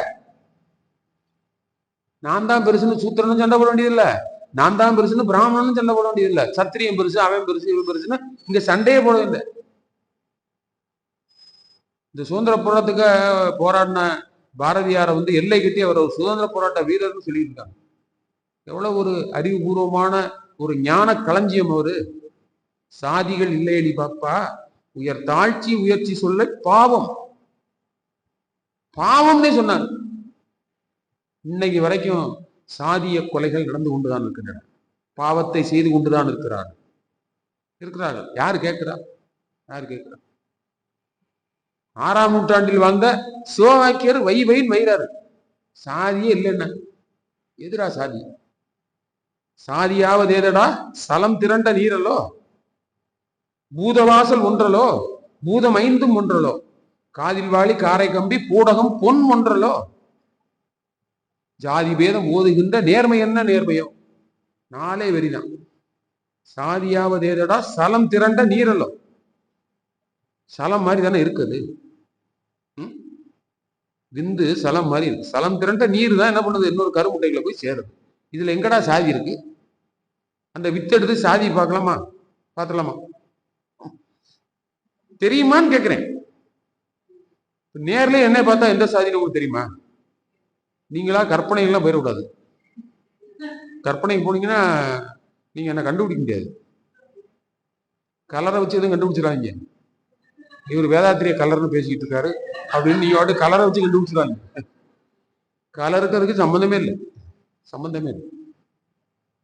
புரியுதா? அதனால எல்லை கட்டி பார்த்து பார்த்து சாதி சாதி சாதி எங்க எழுதி ஒட்டி இருக்குது, கண்ணுக்கே தெரியல. நான் சூத்திரனா வைசியனா கண்ணுக்கு தெரியுமா? சாதி கண்ணுக்கு தெரியுமாங்க? சொல்லுங்க, யாருக்காவது தெரிஞ்சா சொல்லுங்க. நாங்க தான் ஊனக்கண்ணில் பாக்குறோமா என்னன்னு தெரியல. பார்த்த உடனே சாதியை கண்டுபிடிச்சிடலாமா? என்ன முடியாதுல்ல. அப்புறம் எப்படி எழுதி விட்டுறாங்க? நீங்களா கற்பனை பண்ணிக்கிடுவீங்களா? அப்படி எதற்காக சாதி என்பது வந்தது? பொருளாதார ஏற்றத்தாழ்வை நிறைவு செய்வதற்காக சாதி வந்தது, அவ்வளவுதான். அவங்க ஒரு தொழில் செஞ்சுட்டு இருந்தாங்க. அதுல ரொம்ப கீழான தொழிலை செய்து கொண்டிருந்தவங்களுக்கு பொருளாதாரத்துல கம்மியா இருந்தாங்க. அப்ப அவங்கள கொஞ்சம் லிஃப்ட் பண்ணணுங்கிறதுக்காக என்ன பண்ணாங்க, கொஞ்சம் சலுகைகள் கவர்மெண்ட்ல இருந்து கொடுத்தாங்க. அதற்குத்தான் சாதியை தவிர இந்த சாதியில நான் சேரக்கூடாதுங்கிறதுக்காக சாதி சாதி இதை யார் ஒண்ணு? அதனால கேட்கிறாரு, சாதியாவது ஏதடா சலம் திரண்டறீரலோ பூத வாசல் ஒன்றலோ. 5 பூதங்களுக்கும் வாசல் ஒண்ணுதான். அது என்ன வாசல்? சுத்த வெளி. பூத வாசல் ஒன்றலோ. பூதம் 5 ஒன்றலோ. பூதம் 5 ஒண்ணுதான். என்னது? விண்ணினுடைய கூட்டு. அதை ஒரு உதாரணத்தின் மூலமா இவ்வளவு காதில் வாழி காரை கம்பி பூடகம் பொன் ஒன்றலாம். காதில போட்டிருக்கீங்க, அதுக்கு பேர் என்ன? கம்மல். கழுத்துல போட்டா செயின், கையில போட்டா பிரேஸ்லெட், இடுப்புல போட்டா ஒட்டியானம், காலில் போட்டா சலங்க. இதெல்லாம் தங்கம் அப்படின்னு மொத்தமா தெரியுதா தெரியலையா? அந்தந்த இடத்துக்கு தகுந்தவாறு பெயர் மாற்றம் தான் பெறுகிறது. மொத்தத்தில் அது ஒண்ணுதானே. மொத்தத்துல தங்கம்னா தங்கம் தானே. அதே மாதிரிதான் பூதவாசல் எல்லாமே 5 பூதங்களின் கூட்டு தானே. அதுல எங்க சாதி இருக்கு? எல்லாமே விந்துநாத திரவத்தின் மூலமாக தானே வெளிப்பட்டு வந்திருக்கிறோம். இதுல எங்க சாதி இருக்கு? ஜாதி பேதம் ஓதுகின்ற நேர்மை என்ன நேர்மையோ அப்படி ஜாதி பேதம் ஓதிக்கிட்டு இருக்கே, அது என்னடா நேர்மை இருக்குன்னு கேட்கிறேன். இதெல்லாம் 6ஆம் நூற்றாண்டுல அவர் பேசினார். அவ்வளவு பெரிய விஷயத்த சாடுவார். சிவவாக்கியர் பயங்கரமா சாடுவார். தீட்டு தீட்டு தீட்டுன்னு சொல்லிட்டு இருக்கோம். யாரு தீட்டு? யாரு தீட்டு? பெண்கள் தீட்டா? பெண்கள் வயிற்றுல இருந்து பிறந்த ஆண்கள் அனைவருமே தீட்டு தான். அப்ப உங்களை ஒதுக்கி வச்சிடலாமா? போறமா குறை அப்படின்னு சொல்லிடலாமா? அவங்க 3 நாள் உட்கார்ந்தாங்கன்னா நீங்க வருஷம் பூரா உட்காரணும். ஏன்? அவங்க வயிற்றுல தானே வந்திருக்கிறான். அங்க என்ன தீட்டு இருக்குது? ஒரு தீட்டும் இல்லை. சீவகானம் கம்மியா இருக்கு, அதனால கொஞ்சம் ஓரமா உட்காருங்க, நல்லா சாப்பிடுங்க, வைங்கன்னு சொல்றாங்க. அவ்வளவுதான். தீட்டும் கிடையாது, ஒண்ணும் கிடையாது. அதனால சும்மா மனம் தான் என்ன பண்ணுது, எதையாவது ஒண்ணு சொல்லி மக்களை குழப்பி அவனை ஓரமா வச்சிரு, இவனை ஓரமா வச்சிரு அப்படின்னு சொல்லி. இப்போ ஃபாரின் எல்லாம் கருப்பர் இனம் வெள்ளை இனம்னு இருக்காங்க அமெரிக்கால. இப்போ ரீசன்ட் டேஸா கூட நம்ம பார்த்தோம், ஒரு நீக்ரோவை ஒரு போலீஸ்காரு, அமெரிக்கன் போலீஸ்காரர் கழுத்து நினைச்சு கொள்றாரு. அவன் ஏதோ ஒன்று சொல்லிட்டானா, நீ எப்படி கீழ் சாதிப்ப, நீ எப்படி என்ன சொல்லலாம், நீ கருப்பு நீ என்ன கொள்ளலாம், அது எல்லாம் போட்டு அவனை கேஸ் எல்லாம் போட்டாங்க. நான் என்ன சொல்றேன், அங்க கண்ணுக்கு தெரியுதா? தெரியுதா தெரியலையா? கருப்பு கண்ணுக்கு தெரியுது, சிவப்பு கண்ணுக்கு தெரியுது. தெரியுதா தெரியலையா? அதனால சண்டை போடுறான். இங்க சாதி எங்க கண்ணுக்கு தெரியுது? நம்மள மாதிரி முட்டா பைய வேற எவனா இருப்பானா? யோசிச்சு பாருங்க. தெரியவே இல்லை, கண்ணுக்கே தெரியல, சண்டை போடுறோமே. அவன் அப்படி இருப்பானோ, இப்ப இந்த ஜாதியா இருப்பானோ, வெட்டுறாவனாங்க வெட்டுறான், கொள்றான், ஆணவ கொலைகள் நடக்குது. என்ன சர்டிபிகேட்டை வச்சுட்டு அந்த ஜாதின்னு சொல்லி தெரிவியா? என்ன எப்ப திருந்த போறாங்கன்னு தெரியல. இந்த தர்மம் தெரியணும். அதான் கடைசியில தர்மம் இருக்கு. அதுல வர்ணாசிரம தர்மம், நியாயம் இருக்கு. உனக்கு வேணாம் இல்லைங்க, என் குலத்துல இருந்து இந்த குலத்துக்கு நான் கொடுக்க முடியாதுன்ற ஒரு நியாயமா கூட வச்சுக்கோ. ஆனா தர்மம் இருக்கா? அதுல நியாயத்துக்கும் தர்மத்துக்கும் வித்தியாசம் இருக்கு. 800 கோடி பேருக்கும் 800 நியாயங்கள் இருக்கு. ஆனா 800 கோடி பேருக்கும் ஒரே தர்மம் தான் இருக்கு. அந்த தர்மம் என்பது அறம், அறநெறி. அதுல ஒழுக்கம் இருக்கா? தனக்கோ பிறருக்கோ தற்காலத்துல பிற்காலத்துல உடலுக்கோ மனதுக்கோ உயிருக்கோ எண்ணம் சொல் செய்தால் துன்பமே தராம இருக்கா? ஒழுக்கம் இருக்கான்னு பாருங்க. அதான் தர்மம். அது இல்லாம வெறுமன நியாயம் மட்டும் வைத்துக் கொண்டு பேசக்கூடாது. அப்ப சாதி என்பது ஒழிய வேண்டும் என்பதற்காக இந்த சப்ஜெக்ட். சரியா? அப்ப வர்ணாசிரம தர்மத்துல இந்த 4 துறைகளையும் சொல்லியிருக்காங்க. இதுக்கு ஒரு உதாரணமா என்னன்னா, இங்க மகாபாரதத்துல பஞ்சபாண்டவர்கள், கௌரவர்கள் 2 பேர் இருக்காங்களா இல்லையா? இதுல முதல்ல எல்லாம் சேர்ந்து இருக்கும் பொழுது திருதராஷ்டிரன் என்ன பண்றாரு, இந்த 2 பேருக்கும் பட்டாபிஷேகம் செய்யணும். யாருக்கு? துரியோதனுக்கும் அர்ஜுனனுக்கும் 2 பேருக்கும் பட்டாபிஷேகம் செய்யணும். அதாவது இளவரசர் பட்டாபிஷேகம் செய்வாங்க. அப்ப என்ன சொல்றாங்க, 2 பேர் இருக்காங்க, 2 பேரையும் இளவரசரா வைக்க முடியாது, எல்லாம் ஒண்ணா இருக்கும்போது. அப்போ உங்க 2 பேருக்குள்ள ஒரு போட்டி வைக்கிறோம், அதுல யார் வின் பண்றீங்களோ அவங்களுக்கு இளவரச பட்டம் கொடுத்துடலாம் அப்படின்னு சொல்லி தர்மரையும் துரியோதனையும் நிப்பாட்டுறாங்க. தர்மதனை மூத்தவர் 2 பேரும் நிப்பாட்டுறாங்க. நிப்பாட்டினோன்னா ஒரு கேஸ் வருது, அவங்க 2 பேருக்கும் ஒரு நீதி சொல்ல சொல்றாங்க. ஒரு கேஸ் வருது, ஒரு கொலை குற்றம். இந்த கொலை குற்றம் செய்தவர்களுக்கு 4 பேர் இந்த கொலை குற்றம் செஞ்சிருக்காங்க, அவர்களுக்கு நீங்கள் தண்டனை கொடுக்கணும். சரி அப்படின்னோன்னா துரியோதனை தண்டனை கொடு அப்படின்னா. கொலை குற்றம்னா உடனே அவன் கேட்டான், நீ என்ன சாதியை சேர்ந்தவன் அப்படின்னு கேட்டான். கேட்டவொடனே நான் சூத்திரன் சாதி. நீ இந்த கொலைக்கு நீ எப்படி அக்செப்ட் பண்ணாங்க? ஏதோ தெரியாம அறியாமல் ஏதோ பண்ணிட்டேன் அப்படின்னா. அடுத்து கேட்டான், அவனும் அந்த மாதிரி 2-3 பதில் சொன்னான். அடுத்து இப்படியே 4 பேர் ஏதோ ஒரு பதில் சொன்னோன்னா அவன் ஒரே தீர்ப்பு சொல்லிட்டான். மொத்தத்துல 4 பேரும் சேர்ந்து ஒருத்தனை கொண்டிருக்கீங்க, 4 பேரையும் தூக்கு தண்டனை ஏத்துறான் அப்படின்னா. துணை போனாலும் தூக்கு தண்டனை தானே, அதனால உன்னை ஏத்துற 4 பேரும் ஏத்துறான் அப்படின்ட்டான். அடுத்து தர்மர், நீங்க நீதி சொல்லுங்கண்ணா. உடனே அடுத்து வந்தான் சூத்திரனை கேட்டான், ஏப்பா எல்லா பேருக்கும் உணவெல்லாம் தயார் பண்ணி கொடுக்குற, உடையெல்லாம் தயார் பண்ணி கொடுக்குற, வீடெல்லாம் கட்டி கொடுக்குற, இப்படி எல்லாருக்கும் அடிப்படை தேவையெல்லாம் நிறைவேற்றி கொடுக்குற, இந்த குற்றத்தை செய்யலாம் பண்ணோம். இல்லைங்க, நான் கொஞ்சம் ஏட்டெல்லாம் படிச்சது இல்லை, அதனால ஏதோ ஒரு அறியாமல் நான் செஞ்சுட்டேன், இந்த மனுஷன் பண்ணோம். சரி இரு அப்படின்னு சொல்லிட்டு அடுத்தது யாரு, வைசியர். அப்புறம் வைசியரை கூப்பிட்டான், நீ எப்ப அந்த கொலைக்கு துணை பண்ணணும்? இல்லைங்க, நானும் ஏதோ ஒரு அறியாமையில போன இடத்துல வயிற்று பழுப்புக்காக ஏதோ ஒன்று கேட்டாங்கிறதுக்காக நான் செஞ்சுட்டேன். சரி அடுத்தது யாரு, சத்திரியன். நீ மக்களை எல்லாம் காப்பாற்ற வேண்டிய ஒரு ஆளு, நீ போய் எதுக்கு துணை போலாமா? இந்த கொலைக்கு நீ துணை போலாமா? மக்களை காப்பாற்ற வேண்டிய ஆளே உயிர் கொலையை நீ செய்யறதுக்கு எப்படி துணை போன அப்படின்னு. அவனும் நானும் அந்த உணர்ச்சியப்பட்ட நிலையில் நான் போயிட்டேன், நான் சத்திரியன், எனக்கு அந்த உணர்ச்சியப்பட்ட நிலை தான் எனக்கு நிறைய வந்துட்டே இருக்கும், டென்ஷனாகவே இருப்பேன், நான் போயிட்டேன். அடுத்து பிராமணன் இருந்தான், ஏப்பா நீ உயிரை உணர்ந்தவன் தானே, எல்லாம் வல்ல தெய்வம் எதுன்னு உனக்கு தெரியும் தானே, இந்த உயிரின் மூலம் எதுன்னு உனக்கு தெரியும் தானே, உயிரை உணர்ந்தவனே ஒரு உயிரை கொல்லலாமா? அவனால பதிலே சொல்ல முடியல. கடைசியில் என்ன பண்ணிட்டான், சூத்திரனுக்கு உனக்கு 2 ஆண்டுகள் கடுங்காவல் தண்டனை அப்படின்னு ஒரு தீர்ப்பு கொடுக்குறாரு. அடுத்து வைசியருக்கு 4 ஆண்டுகள் கடுங்காவல் தண்டனை, சத்தியனுக்கு 7 ஆண்டுகள் கடுங்காவல் தண்டனை, இந்த பிராமணனுக்கு மரண தண்டனை. எப்படி இது சரியான தீர்ப்பா, அது சரியான தீர்ப்பா? தர்மம் சொன்னதுதான் சரியான தீர்ப்பு. அப்ப ஏன் அந்த பிராமணனுக்கு மட்டும் அதிகமான தண்டனைன்னா, அவரு எல்லாத்தையும் உணர்ந்தவர், பூரணத்தை உணர்ந்தவர், இறைவனை உணர்ந்தவர். இறைவனையே உணர்ந்தா சாதாரண மனிதனிலும் அந்த இறைவன் தானே இருக்கிறான், அதை கொல்றதுக்கு நீ எப்படி துணை போன? அப்ப உனக்கு தானே தண்டனை ஜாஸ்தி, அப்படிதானே? ரைட்டா தப்பா? கடைசியா ஒரு கேள்வி கேட்க போறேன். இப்ப நீங்களும் எல்லாம் உணர்ந்தவங்களா இல்ல? இறைவனை யாருன்னு தெரியுமா தெரியாது? தப்பு பண்ணலாமா? தண்டனை ஜாஸ்தியா கம்மியாகும்?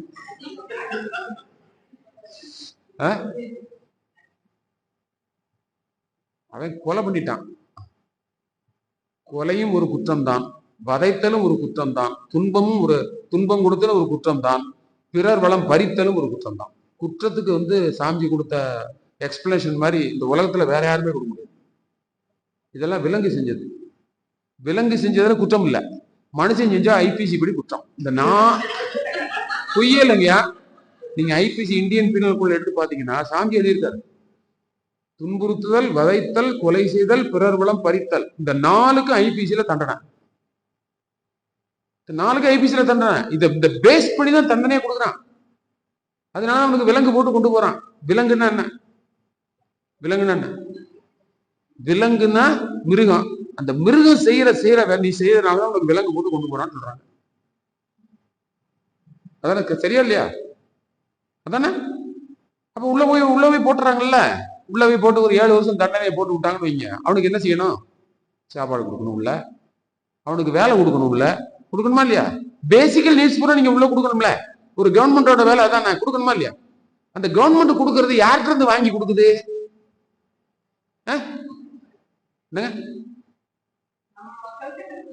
உங்கள்ட்ட இருந்து இல்லையா?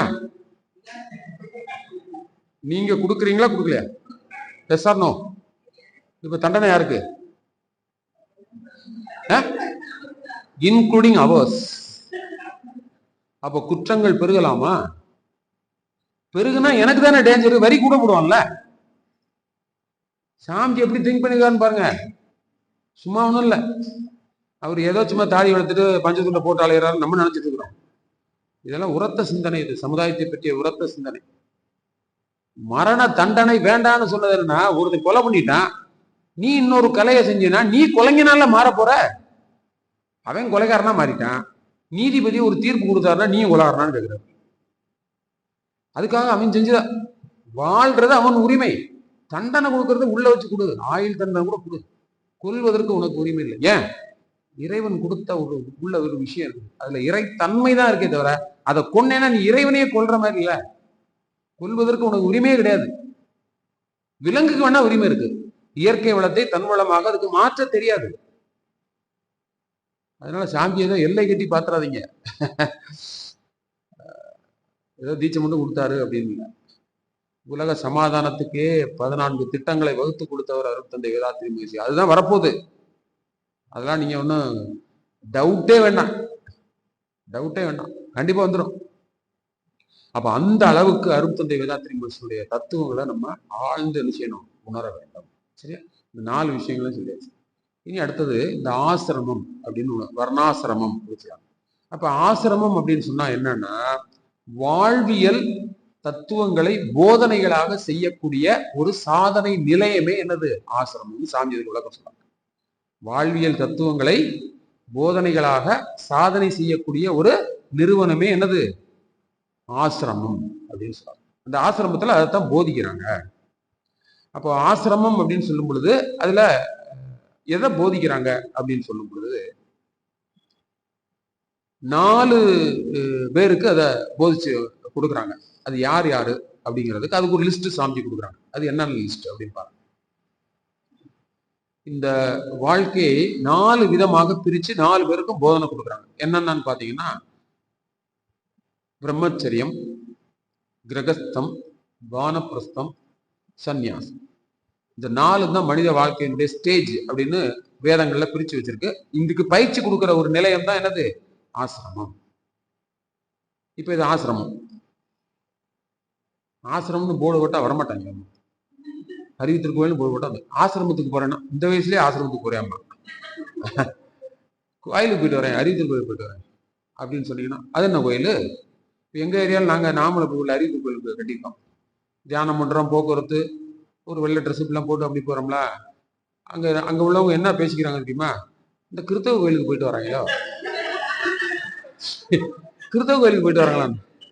அன்னைக்கு நாங்க பாலிடெக்னிக்கு போய் எடுக்க போறோம், உள்ள போய் பிரின்சிபல்கிட்ட போய் சொல்லியிருக்காங்க, அந்த கிறிஸ்தவ பாதிரியெல்லாம் வந்துட்டாங்க. அந்த அம்மா சொல்லிட்டு சிரிக்குது. பிரின்சிபல் சாமிகிட்ட பயிற்சி எல்லாம் எடுத்து முடிச்சிருக்காங்க. அவங்க சொல்லிட்டு, அவங்க எல்லாம் கிறிஸ்தவ வராங்க, பாதிரியார் வராங்கன்னு சொல்றாங்க, அந்த வாட்ச்மேன் எடுத்து கொடுத்து போறாங்க. அம்மா இதுவரை முத்திர குத்திராம பண்ண, அது எப்படி முத்திர குத்துவாங்க, நான் ஃபுல்லா வீடியோல எடுத்து வச்சிருக்கேன், நீங்க என்ன பேசுறீங்கன்னு, அதெல்லாம் ஏன்ட்ட ஒன்றும் பழிக்காதீங்க, நீங்க ஒன்றும் பயப்படாம கிளாஸ் எடுங்க அப்படின்னா.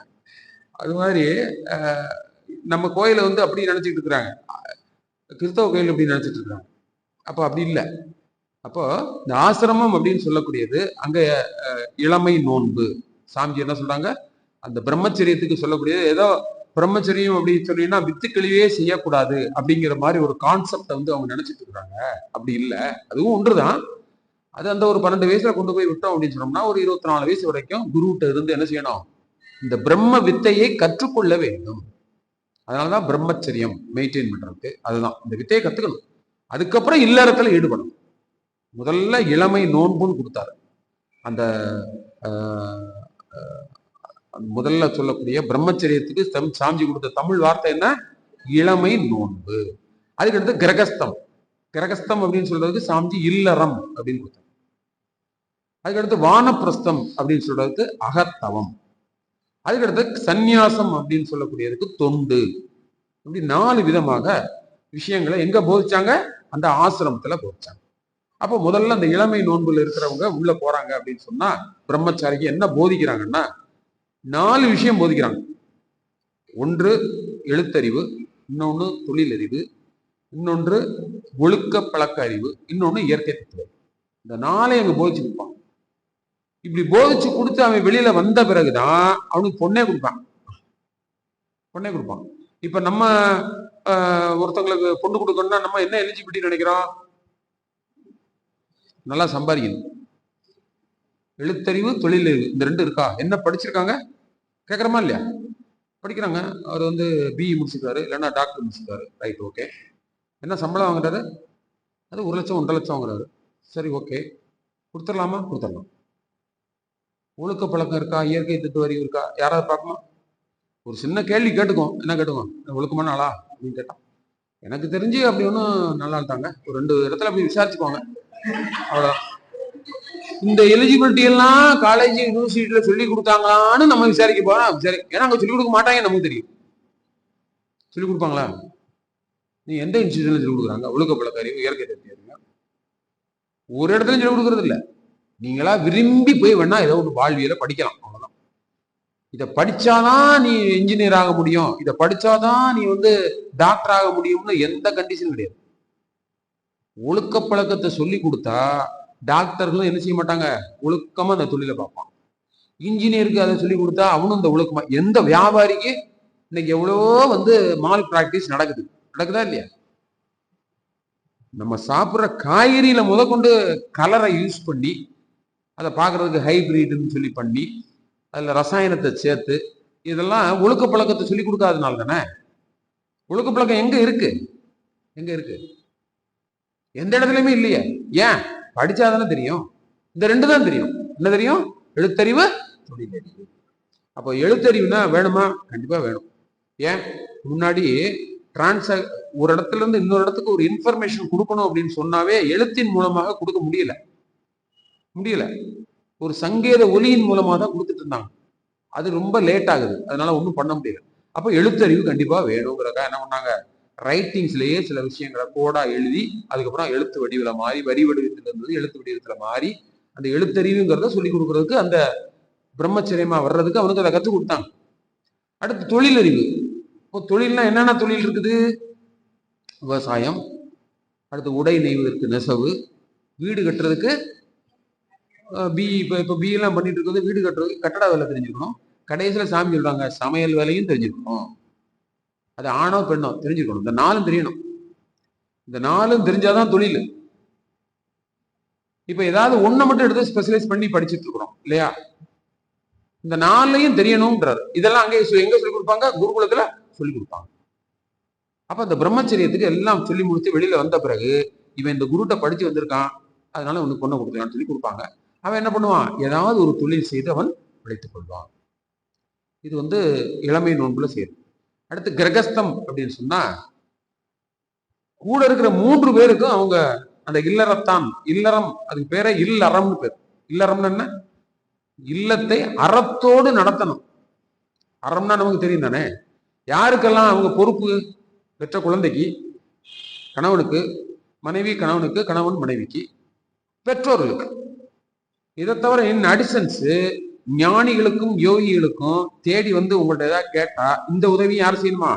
இல்லறத்தில் இருப்பவர்கள் துறவரம் பூண்டவர்களுக்கும் என்ன செய்யணும்? ஹெல்ப் பண்ணணும் அப்படின்னு எளிய வச்சிருக்குது. வள்ளுவமும் அதான் சொல்லுது. அப்போ இதெல்லாம் இல்லறத்தில் இருப்பவர்களுடைய கடமையாக அது சொல்லப்படுது. இந்த வாழ்க்கையை வந்து கிரகஸ்தம்னு பிரிச்சு வச்சிருக்காங்க பாருங்க. இதெல்லாம் எப்படி இருக்கணும்? அறத்தோடு கூடிய விஷயமா இருக்கணும் அந்த இல்லத்தை நடத்துறதுங்கிறது. இன்னைக்கு இருக்கா இல்லையாங்கிறத நம்ம தான் சிந்திச்சு பார்க்கணும். இல்லறம் என்பது அறத்தோடு இருக்கா இல்ல அறம் இல்லாம இருக்கா அப்படிங்கிறதெல்லாம் நம்ம பெற்றோர்களையும் சேர்த்து பார்க்கணுங்கிறாங்க. பெற்றோர்களை எத்தனை பேர் பார்க்குறாங்க? முதியோர் இல்லத்துல கொண்டு போய் விட்டா அதுல அறம் இருக்கா? இங்க இருக்குது. முதியோர் இல்லத்துல கொண்டு போய் விட்டா அவங்க துன்பப்படுவாங்களா மாட்டாங்க? தனக்கோ பிறருக்கோ துன்பம் கொடுக்குற செயல் அறத்துல வராது, ஒழுக்கத்துல வராது. அப்ப கிரகஸ்தமத்துல இருக்கிறவங்களுக்கு அந்த பொறுப்புல இருந்து என்ன செய்யறாங்க? அந்த கடமையில இருந்து தவறாங்களா இல்லையா? அப்ப அங்க அறம் பிழைக்கல இல்ல. அப்ப இல்லறம் என்பது அறமா இருக்கணும். அங்க அடுத்தது யாரு? வானப்பிரஸ்தம். வானப்பிரஸ்தம் சொன்னா என்ன? ஒரு 40-50 வயசுக்கு மேல என்ன பண்ணணும்? இறைவனை மட்டுமே என்ன பண்ணணும்? எப்பொழுதும் நினைத்து தவம் செய்து கொண்டே இருக்கக்கூடிய ஒரு ஸ்டேஜ் தான் என்ன பேரு? வானப்பிரஸ்தம் பேரு. 40க்கு மேல வானமே இல்லைன்னாங்க. வானமே இல்லை. அது வரைக்கும் இந்த எல்லை, எந்த எல்லை? வீடு, குடும்பம், மனைவி, மக்கள், இந்த எல்லையில இருக்கணும். 40 வயசுக்கு மேல வானமே எல்லைக்கு போயிடணும். எல்லாம் வல்ல இறைநிலை தான் எங்கும் நீக்கமர நிறைந்திருக்கிறது. அதனால அதை நான் உணர்ந்து கொள்ள வேண்டும் என்பது ஒரு முயற்சி எடுக்கணும். அகத்தவத்தின் மூலமாக ஒரு முயற்சி எடுக்கணும். அதுக்கு பேர் என்னது? வானப்பிரஸ்தம். அடுத்து சந்நியாசம் அப்படின்னு சொன்னா இறைவனை உணர்ந்துடலாம். தவம் பண்ணி தவம் பண்ணி தவம் பண்ணி இறைவனை உணர்ந்து கொள்ளலாம். இறைவனை உணர்ந்த பிறகு என்ன செய்யணும்? அடுத்தது திரும்ப இல்லறதுக்கு போயிடக்கூடாது, திரும்ப தொண்டுக்கு வந்துடணும். புரியுதா? தொண்டுன்னு என்ன? என்ன தொண்டு வேணாலும் செய்யலாம், எந்த தொண்டு வேணாலும், துன்பம் போக்குற செயல் எதுனாலும் தொண்டு தான். அது மட்டும்தான் கடைசியில நிற்கும். அதுக்கு பேர் தான் என்னது? சந்நியாசம்னு சாமி சொல்றாங்க. அப்ப இது எல்லாத்தையும் நீங்க கூட்டி கழிச்சு பார்த்தீங்க அப்படின்னு சொன்னா மொத்தத்துல இந்த வர்ணாசிரம தர்மத்துல இப்ப என்ன ஸ்டேஜ் அப்படின்னு பாத்தீங்கன்னா, சாமி தான் சொல்றாங்க, இப்போ இந்த விவசாயம் செய்வது அப்படின்னு சொல்றது, கல்வி எல்லாம் பெருகிய பிறகு விவசாயி தான் இதை செய்யணும் அப்படிங்கிற கான்செப்ட்லாம் அன்னைக்கு மறைந்து விட்டது. ஏன்? அக்ரிகல்ச்சர் காலேஜ்ல இருக்கிற விவசாயம் செய்யலாம்ல, நீங்க முத்திரையெல்லாம் குத்த முடியாது. விவசாயி தான் இதை செய்யணும், முத்திரையெல்லாம் குத்த முடியாது. யாரு வேண்டுமானாலும் என்ன செய்யலாம்? விவசாயம் பார்த்துக்கலாம். செய்யறாங்க. இன்னைக்கு யூஎஸ்ல ஒருத்தர் ஐடி படிச்சுட்டு ஏகப்பட்ட கோடி கோடியா சம்பாரிச்சுட்டு அது வேண்டான்னு சொல்லிட்டு இங்க வந்து விவசாயம் பார்க்குற ஆளை நம்ம பார்க்கத்தான் செய்யறோம், பார்க்குறோம். அப்போ அதுவும் இன்னைக்கு எல்லை கட்டி இவங்க தான் செய்யணுங்கிற மாதிரி இல்லை. அதே மாதிரி ட்ரெஸ் மெட்டீரியலை யார் தயார் பண்றது? நெசவாளர் மட்டும்தான் தயார் பண்ணி கொடுக்கணும்னா அந்த உலகத்துல இவ்வளவு ஜனத்தொகைக்கு என்ன ஆகாது? பத்தாது. அதுக்கு என்ன செய்யறாங்க? இன்னைக்கு நெசவாளர்னு சொல்லி போட்டா வந்து ராம்ராஜ் காட்டன்ல வந்து தயார் பண்றாங்க. சொல்லுங்க, சென்னை சில்க்ஸ் எங்க இருந்து வருது? அதெல்லாம் யோசிச்சு பாருங்க. எவ்வளவு பெரிய விஷயத்த யாரோ பண்ணிட்டு இருக்காங்க. நெசவாளர்னு இவங்க தான், இந்த குலத்துல இருக்கவங்க தான் இதை செய்யணுங்கிற கண்டிஷன்லாம் இன்னைக்கு இல்ல. யார் வேணாலும் எந்த தொழில் வேணாலும் பார்க்கலாம்னு ஆயிப்போச்சுல, ஆயிப்போச்சா இல்லையா?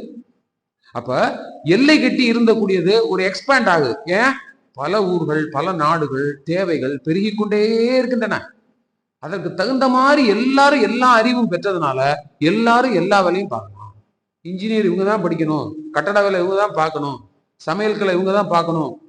முன்னெல்லாம் சமையல்காரன் அப்படின்னு சொல்லிட்டு ஒரு தோலை துண்டை போட்டு இப்படி வருவார், வேட்டியை கட்டு, ஐயா சொல்லுங்கயா பட்டியல் கொடுங்க பாரு.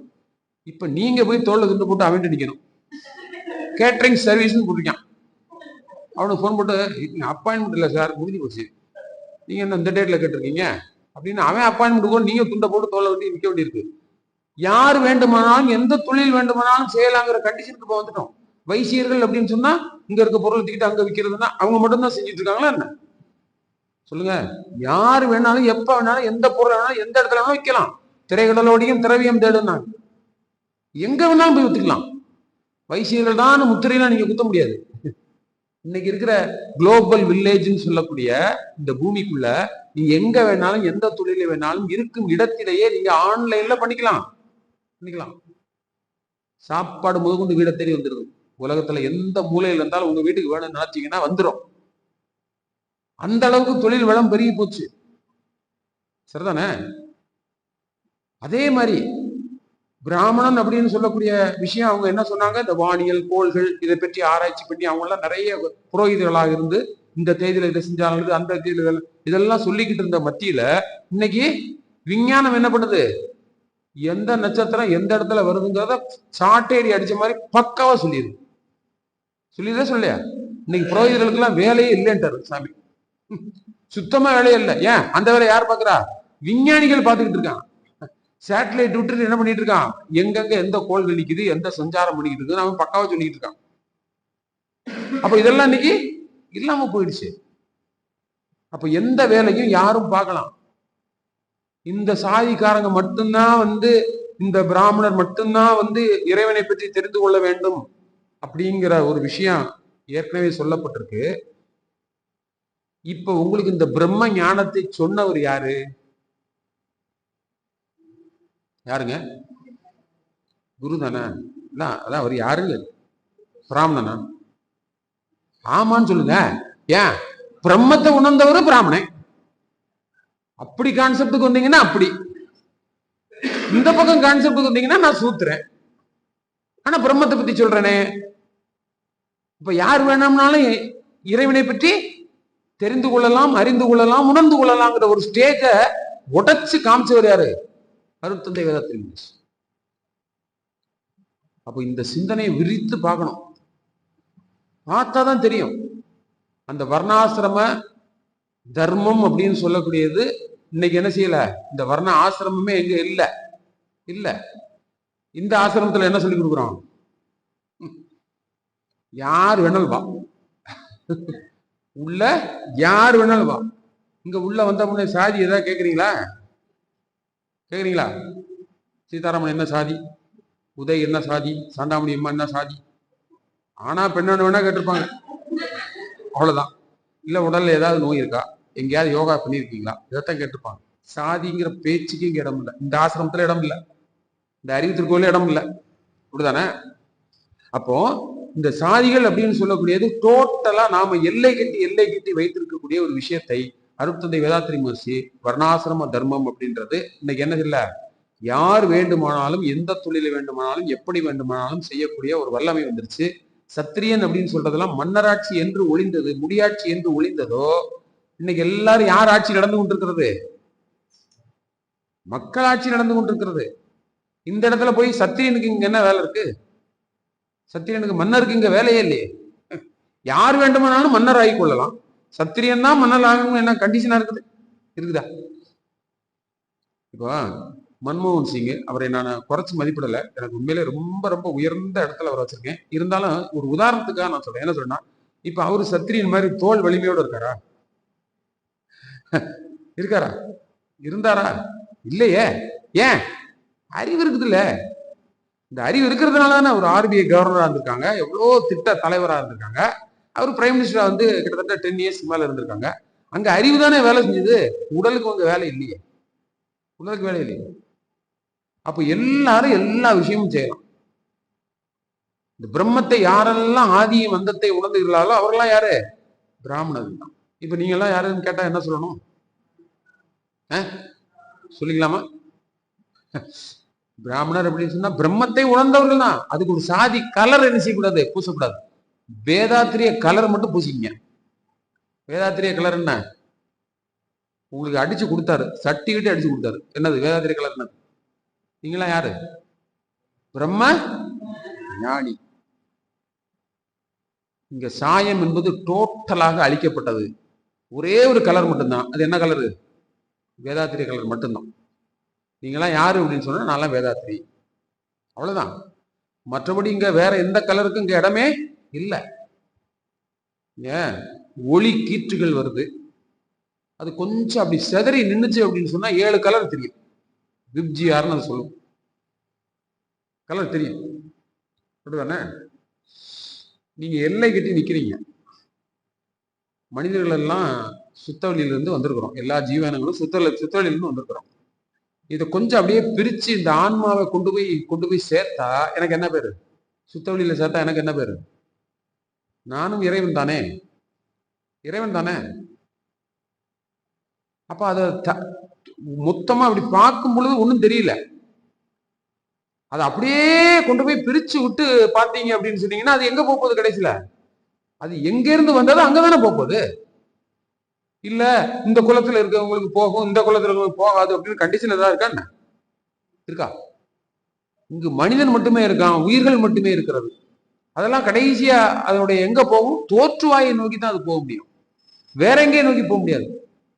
நதிகள் எங்கெங்கெல்லாமோ இருந்தாலும், குட்டைகள், குளங்கள், டேம் தண்ணி, ஆத்து தண்ணி எங்கெங்க எல்லாமோ இருந்தாலும் அவையெல்லாம் ஒட்டுமொத்தமாக எதை நோக்கி ஓடுகின்றன? அதனுடைய மூலத்தை நோக்கி ஓடுகின்றன, கடலை நோக்கி ஓடுகின்றன. அதே மாதிரி மனிதர்கள் எப்பேற்பட்ட வேறுபட்டதுன்னு உங்க மனம் சொன்னாலும் ஒட்டுமொத்தமா அந்த உயிர்கள்லாம் எங்க இருந்து வந்தது? அது சுத்தவெளியில தானே வந்தது. மீண்டும் எங்க போகுது? சுத்தவெளி தானே போகுது. இதுல என்ன சாயம் பூசுறது, பெயிண்ட் அடிக்கிறது ஒவ்வொருத்தருக்கும். அந்த பெயிண்ட் எல்லாம் இன்னைக்கு இல்லை. அந்த வர்ணம் அப்படிங்கிற ஒரு விஷயம்லாம் இல்லாம போயிடுச்சு. ஏதோ கொஞ்சம் கொஞ்சம் அதை அங்கங்க தலை தூக்கி ஏதோ ஒண்ணு பேசிக்கிட்டு இருந்தாலும் ஜென்ரலா வாழ்றோம் பாருங்க, நம்மகிட்ட என்ன இல்லை. அதுல சிட்டியில இருக்கிறவங்களுக்கு சுத்தமா கிடையாது. இருக்கா? இப்போ ரோட்ல நான் வண்டியில போயிட்டு இருக்கேன், லிப்ட் யாரோ ஒருத்தங்க கேட்கறாங்க, நான் வண்டியின் பாட்டி ஒருத்தர் ஏற்றிட்டு போறேன். இப்போ என்ன சாதி அப்படின்னு நான் கேட்பேனா? தொடக்கூடாதுன்னு சொல்லுவனா? கிராமத்துல கண்டுபிடிச்சிடுறான். ஏன்? அவனுக்குன்னு ஒரு பகுதியை வச்சு அவனை அங்க ஒரு தாழ்த்தப்பட்டவனா வச்சு நீ ஓம் பாதியில போ, நான் ஏன் பாதியில போறேன் அவன் கண்டுபிடிப்பான். இங்க சிட்டிக்குள்ள கண்டுபிடிக்க முடியாது. அதனால தந்தை பெரியார் சொன்னாரு, எல்லாம் சிட்டிக்கு ஓடிடு, சிட்டிக்கு ஓடிடு. இங்க இருந்தேன்னா குலத்தொழில் செஞ்சு உன்னை கொன்னே போடுவான், உன்னை முத்திர குத்திக்கிட்டே இருப்பான், சிட்டிக்குள்ள போய் ஏதாவது தொழில் பாரு அப்படின்னு. அப்ப நகரங்கள் பெருக பெருக பெருக, வாய்ப்பு வசதிகள் பெருக பெருக பெருக, தொழில் வளங்கள் பெருக பெருக பெருக என்ன ஆயிடுச்சு? இந்த வர்ணம் என்பதே இல்லாமல் போய்விட்டதுன்னு தான் சாமியோட கன்க்ளூஷனே இருக்கும். அப்ப நம்மளும் என்ன செய்ய வேண்டியதில்லை, இந்த மனதில் அதுல ஆன்மீக பாதையில நம்ம இருக்கிறவங்க என்ன பார்க்க கூடாது? எல்லை கட்டி இந்த சாதியை பார்ப்பதை நாம் நிறுத்த வேண்டும். நீங்கள் நிறுத்தவில்லை என்று சொன்னால் இது உங்களுக்கு தவத்தில் இடைஞ்சலாக வரும். நான் போனதோட இடத்துல போய் சொன்னேன், நம்மகிட்ட இருக்கக்கூடிய பாகுபாடுகள் நிறைய வச்சிருக்கிறோம். எல்லை கட்டி நிறைய இறைவனுக்கே சாதி சொல்றீமே, இறைவனுக்கு சாதி சொல்றோம். கிருஷ்ணர் எந்த சாதின்னு கேட்டா டக்குன்னு சொல்லிடுவோம். ஸ்ரீகிருஷ்ணர் பரமாத்மான்னு சொல்லக்கூடிய சாதி, அவருக்கு ஒரு சாதியை போட்டு வச்சிருக்கோம். மாடு மேய்க்கிறாரா, உடனே இடையர்ன்ட்டான். என்ன சொல்றீங்க? யாதவ குலத்தைத்தான். வைஷ்ணவரு வந்து சமயம், நான் சொல்றது சாதி. சாதி பெரிய பெரிய ஆளெல்லாம் இருக்கிறாங்க. இறைவனுக்கே சாதி சொன்னவன் நம்ம மனுஷனை விட்டுட்டு தேடுவானா? காந்தி என்ன சாதின்னு சொல்றேன், வள்ளல் பெருமான் என்ன சாதின்னு சொல்றான். அவருக்கு ஒரு போட்டோ போடுறாங்க அந்த ஏரியாவில் இருக்கிறவங்க, இவர் இந்த சாதியில் இருக்காரு. எப்ப சொல்றது? அவரு சாதி சலக்கு ஒளிந்தேன்கிறாரு வள்ளல் பெருமான். அவருக்கு ஒரு போட்டோவை போட்டு இவர் எங்க சாதியில் உள்ளவர் என்ன பேசுறது? கப்பலோட்டிய தமிழன் வாவு சிதம்பரம் பிள்ளை, அவர் எங்க சாதி? காமராசர் அவர் எங்க சாதி? இப்படி ஒவ்வொருத்தரும் சாதியை சொல்லிக்கிட்டே தெரிஞ்சீங்கன்னா அவங்க கொடுத்த தத்துவங்கள், அவர் கொடுத்த நல்ல விஷயங்கள் எல்லாம் எல்லாத்துக்கும் தானே போகுது, உங்களுக்கு மட்டுமா வருது? எல்லாத்துக்கும் தானே வருது. அப்ப மனிதனுக்கு எல்லாத்துக்கும் பொதுவானவர்களுக்கே நம்ம சாதியை சொல்றோம். இறைவன் என்பவன் எல்லாவனுக்கும் பொதுவான, அவன்கிட்டயே சாதியை சொல்றோம். இவர் இந்த சாதி, அவர் அந்த சாதி. முத்திரகுத்தியே பேதங்கள் கற்பித்து கற்பித்தே இந்த மனிதன் என்ன செஞ்சுட்டு இருக்கான்? வீணாக போய் கொண்டிருக்கிறோம். அதையெல்லாம் உடைக்கும் விதமாக இந்த வர்ணாசிரம தர்மம் என்பது அருட்தந்தையர்கள் நமக்கு கொடுத்துருக்குறாங்க. அது என்ன செய்யக்கூடாது? நம்மளும் வர்ணங்கள் பார்க்க வேண்டிய அவசியம் இந்த கம்ப்யூட்டர் உலகத்துல வேண்டியதில்லை என்பதுதான் கடைசி முடிவு. இனிமேல் நம்மகிட்ட இருக்கக்கூடிய ஒரே ஒரு வர்ணம் என்ன வர்ணமாக இருக்க வேண்டும்? வேதாத்ரி அப்படிங்கிற ஒரே ஒரு வர்ணமாக மட்டுமே இருக்க வேண்டும் என்று சொல்லி இந்த வேதாத்ரிய கலர் என்ற ஒரு தத்துவத்தை நிறைவு செய்கிறேன். வாழ்க வளமுடன், வாழ்க வளமுடன். சான்றோர்கள் மக்களை, இதுகாரம் மிகச்சிறப்பாக வேதாத்திரிய கலர் என்ற தலைப்பிலே வேதாத்தினுடைய தத்துவங்களை, சாதிகளற்ற சமுதாயத்தை உருவாக்குகின்ற சித்தாந்தத்தை நமக்கு மிகச்சிறப்பாக தெளிவாக விளக்கிய பேராசிரியரை வாழ்த்தி, உங்களையும் வாழ்த்தி கூட்டத்தை நிறைவு செய்வோம். பேராசிரியர் என் சீதாராமன் ஐயா அவர்கள் வாழ்க வளமுடன், அவர்களது அன்பு குடும்பம் வாழ்க வளமுடன், அவர்களது அருள் தொண்டு வாழ்க வளமுடன், அவர்களது பொருளாதார மேம்பாடு வாழ்க வளமுடன். இன்று மாலை கூட்டுத்தவத்தில் கலந்து கொண்ட இருபால் மெய்யன்பர்கள் அனைவரும் வாழ்க வளமுடன், அவர்களது அன்பு குடும்பம் வாழ்க வளமுடன், அவர்களது அருள் தொண்டு வாழ்க வளமுடன், அவர்களது பொருளாதார மேம்பாடு வாழ்க வளமுடன், வாழ்க வளமுடன், வாழ்க வளமுடன். உலக நல வாழ்த்து. உலகமெல்லாம் பருவமழை மொத்தபடி பெய்யட்டும், உழவரெல்லாம் தானியத்தை ஓப்புடனே பெருக்கட்டும், பல தொழில்கள் புரிகின்ற பாட்டாளி உயரட்டும், பகுத்துணர்வில் தொகுத்துணர்வு பண்பாட்டை உயர்த்தட்டும், கழகங்கள் போட்டி வகை கடந்தாட்சி நடக்கட்டும், கல்லாமை கடற்வறுமை களங்கங்கள் மறையட்டும், நலவாழ்வை அளிக்கும் மெய் ஞான ஒளி வீசட்டும், நம் கடமை அறவாழ்வின் நாட்டத்தே சிறக்கட்டும், நம் கடமை அறவாழ்வின் நாட்டத்தே சிறக்கட்டும், நம் கடமை அறவாழ்வின் நாட்டத்தே சிறக்கட்டும். வாழ்க வையகம், வாழ்க வையகம், வாழ்க வளமுடன்.